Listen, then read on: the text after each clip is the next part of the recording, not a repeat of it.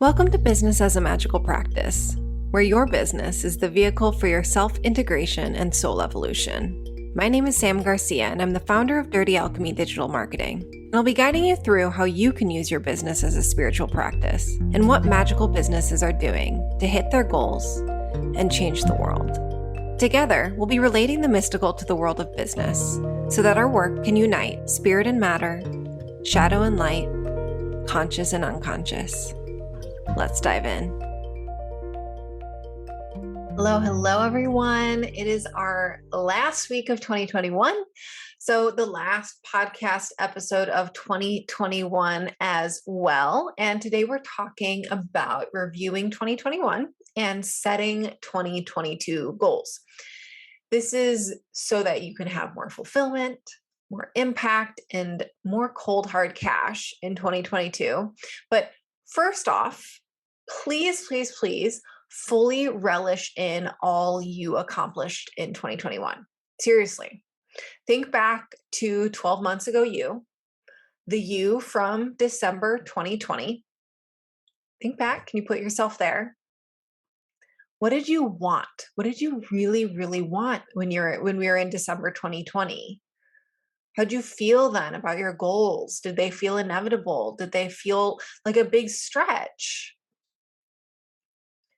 So really put yourself back there.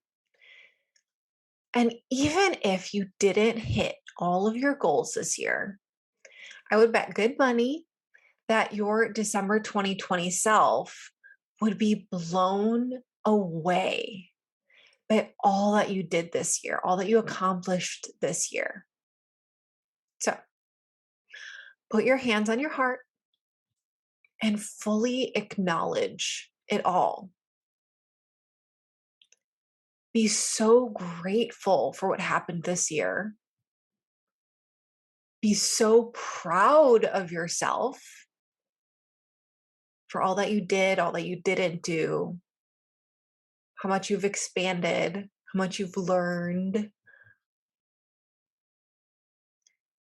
And from this place, send a message to your December 2020 self. What do they need to hear from you?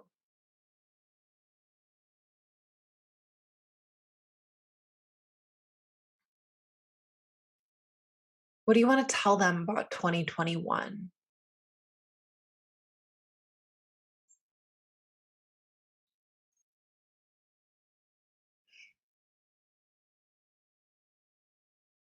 And from this place of awe,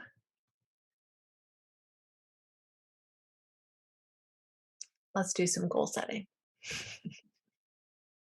So, goal setting is about giving a direction so that your actions and your magic are focused on a desired outcome. It also gives direction to the much larger support system that exists and wants to support you on your journey. Be it angels, God, Jupiter, Venus, your ancestors, your spirit guides, or whatever else you relate to as the massive amount of beings and energy that wants to support you in your work.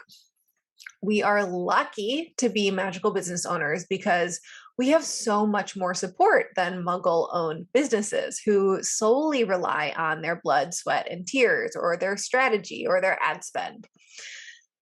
Before we dig into specific business goals for the year, it is important for you to clarify a larger context.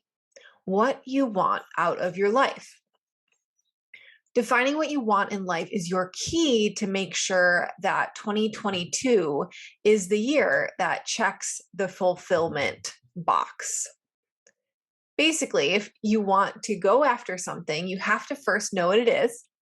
Sounds super basic, but setting goals for what you want is a surprisingly potent kind of magic. And I know we all want to get to the juicy goal setting, that action, right? But let's start with talking about why you should be setting goals, because that's the best way to know what might be blocking our goals from coming true. Some people are afraid to set goals because they're afraid that they won't like what they get. They don't want to get the new, bigger, better clients because they're afraid they might hate them and be trapped in the contract. They don't want to fall in love truly, subconsciously, unconsciously, because they're worried their partners might be needy or take up too much of their time. They don't want a house because what about property taxes? And how are they going to clean a house that big? And on and on. Our unconscious can come up with an endless number of reasons why we can't have the things we want or we shouldn't have the things we want. And a lot of the times we don't even realize they're excuses. We just see them as fact. We don't even give them the time of day to look at them and realize they're running amok in the back of our minds. But they're not facts, they're fears. I just want to give you permission right now that you can handle it and you can change your mind. If you get your goal and you hate it, then pivot, change your goal, change your business, dump the guy, whatever. But if a part of you deeply wants something, then the best way to get clarity on it is to get the damn thing and see what happens. You are smart enough and capable enough to know how to handle the situation when it comes and to resolve it or find someone to help you with it. So now it's time. Grab your journal, get out a pen, and ask yourself, what do you really, truly, totally want?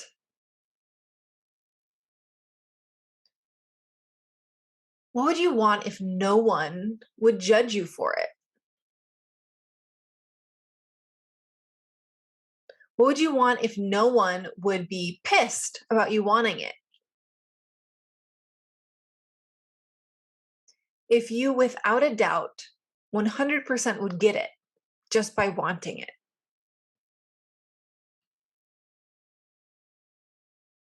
What would you want if there was a magic wand that would wave and instantly grant it to you?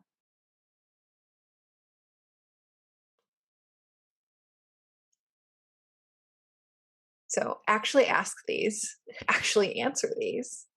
They're in the show notes if you're driving right now. Or feel free to pause here, journal it out. And I'm purposely asking this with these wording variations. Those are actually different questions. Please answer all of these separately because it'll often bring up separate answers from you. So many of us feel guilty about what we want. We don't even dream of having certain things because we don't think we could have it, or we have guilt around it, or whatever baggage comes along with it. Or we don't think we deserve to have something good. We won't even add something to favorites on an online store because we have a twinge in our hearts that we can't afford it or that it's silly. So we can't even admit to liking it or wanting it. So go into each area of your life and look at what you truly want. They can be deep wants, like a more rich spiritual life, or things that you might tell yourself you shouldn't want because they could be considered flashy or shallow. Want a brand new car? A month-long trip to Tahiti, or a fully funded emergency fund, or an executive assistant to get you to inbox zero? Write it down. Go into this for where you live, who you want to spend your time with, how much you work, who's on your support team, if you have pets or children, and so on. These goals can be diverse as you are. So don't be afraid to include everything. Once you're complete, next ask yourself, how do you want to feel? And how would getting what you desire make you feel? This is an important separate step because you don't want to fall into the trap of hitting goals while still feeling miserable or unsafe or stressed the fuck out. Often we want what we want because we want to feel a certain way. We want a 7-figure business because we'll finally feel powerful or safe. We want a man or a woman or a partner because we think it'll make us feel loved, or a Tesla because we'll feel wealthy. The key here is there is no guarantee that getting what you want will make you feel how you want to feel. You need to decide that ahead of time. Of course, if you're not making enough money to pay your bills or live in a safe part of town or afford healthy food, that's a different story. But after covering base needs, how we feel is affected very little by what happens externally. So, building up our own ability to feel the way we want to feel is an important complementary part of goal setting. Work on your goals while also working on feeling the way you want to feel. Practice feeling how you want to feel, especially in connection to taking action on your goals. Practice feeling how you want to feel with what you have right now in this present moment, if nothing in your life changed. Okay, we'll come back to this. But let's now talk about SMART goals. You've most likely heard of this before, SMART goals. SMART stands for specific, measurable, attainable, relevant, and time-bound. Structuring goals this way gives you an anchor as you're setting goals and a framework on how to achieve them. And I want to add a note in here about specific versus non-specific manifestations in human design. So there's a little arrow in your human design chart that will tell you whether your human design is non-specific or a specific manifestor. And I'm not talking about manifestor as the human design type, but as in there are two different kinds of people who are, if they have certain goals that they're specific, like very, very specific, that actually works better for them. But people who are more vague with their goals and their manifestations, it actually works better for them. There's a bunch of places to get your free human design chart. One of them is Jovian Archive, which is linked in the show notes. The idea here is that some people are built to be really specific in their goal setting and desires. The more detail, the better. While others, the non-specific manifestors, are built to have more vague goals. And you can Google how to find that in your human design chart. But I personally found it very useful because I found out that I am a non-specific manifestor. So it's better for me to focus on how I want to feel and more general desires versus I want a 2-story house in Atlanta with a large backyard and 2-car garage. It helps some people, the specific manifestors, to get super specific about their exact vision for the future. Get super clear on what your soul is pushing you to do. The magic is in the details. So load up your vision with all the sensation and the things you want to draw in. Then there are the non-specific manifestors like me. The name is a little misleading because specificity is still the key here. You do need to know what you want. The difference is that if you're a non-specific manifestor, or I've also heard it called an abstract manifestor, you're giving the universe a few different options to choose from for your vision. This isn't the same as calling in every vision you have. It's just expanding your arsenal. So if your vision is to increase your audience instead of hyper-focusing on getting a feature in Forbes, you might say, I want to be featured in an online publication by February of this year. It's still specific. It's still a specific goal, but it's a little more flexible. So pick which approach sounds like it would work better for you. You might want to consult your human design chart to see what it indicates about you, and then turn everything you want into a SMART goal. And for the human design stuff, again, link to get your free chart is in the show notes, or just Google free human design chart. And you will see a set of arrows, and there's one arrow on the bottom right of your chart. If it points left, it means you're a specific manifestor. If it points right, it means you're a non-specific or an abstract manifestor. And again, this is in the show notes, or you can just Google specific versus non-specific human design manifestor. Okay, so let's look at SMART goals in action. Despite what hustle culture may want you to believe, there's more to life than your business. So you want to make goals in all areas of your life.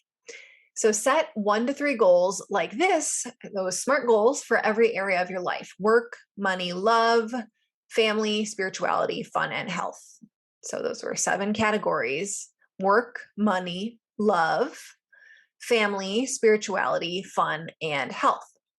So for example, in the fun category, your goal might go from I want to learn to kite surf to I'm going to find a kite surf instructor and book a session by February 15th. Then I'm going to practice at least 1 time a week. See how specific that is? In the family category, your goal to buy a house becomes I'm going to buy a 4-bedroom, 3,000 square foot house in Boulder, or wherever you want to buy your house, by June 2022.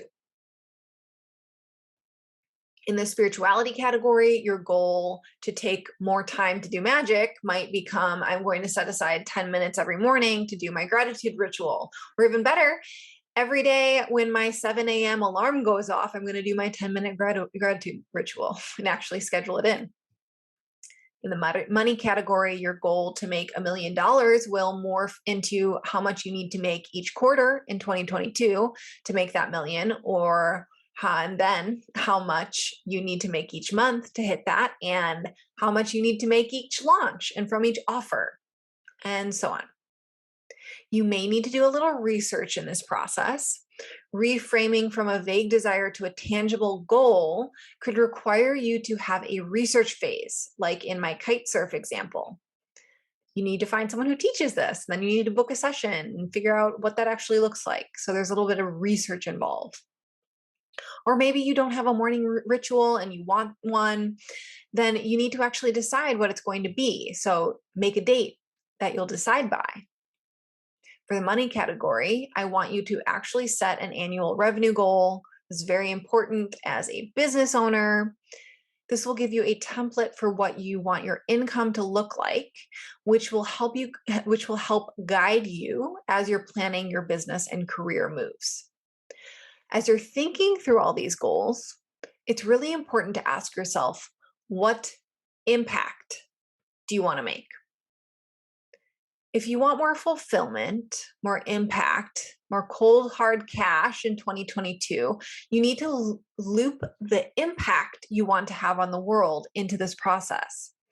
And this will help you get clear on what your soul is craving too. And impact can mean a lot of things. So the first step is to define it for yourself. What is impact to you? Maybe it's sharing your message with 10,000 people or 1 million people, or helping 10 women fall in love, or giving 5% of profit to charity, or being able to retire your husband from the job he hates.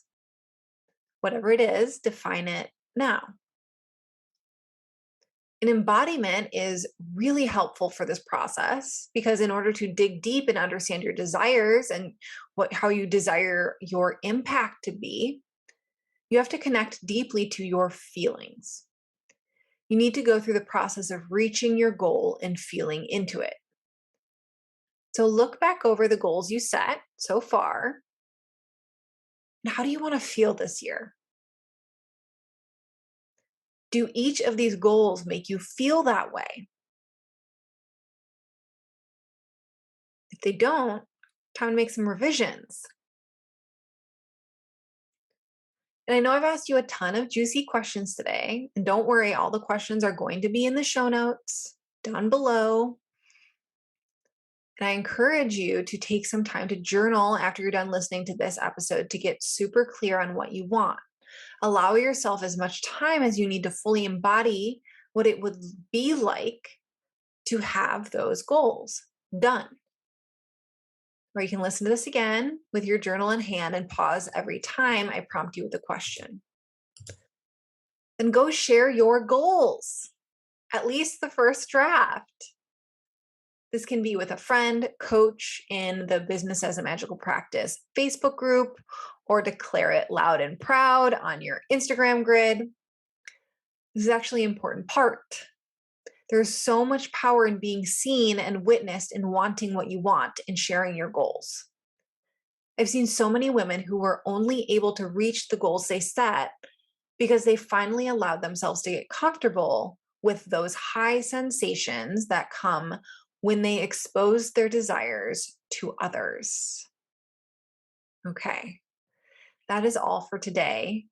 If you missed last week's episode, we dug in deep into the astrology of 2022 and what it holds for you in your business. Go listen to that. And thank you so, so much for being with me this year. This podcast is such a blessing in my life, and I love connecting with you all every week. I will see you in 2022 next week, next Thursday. Be safe, and I'll see you next time.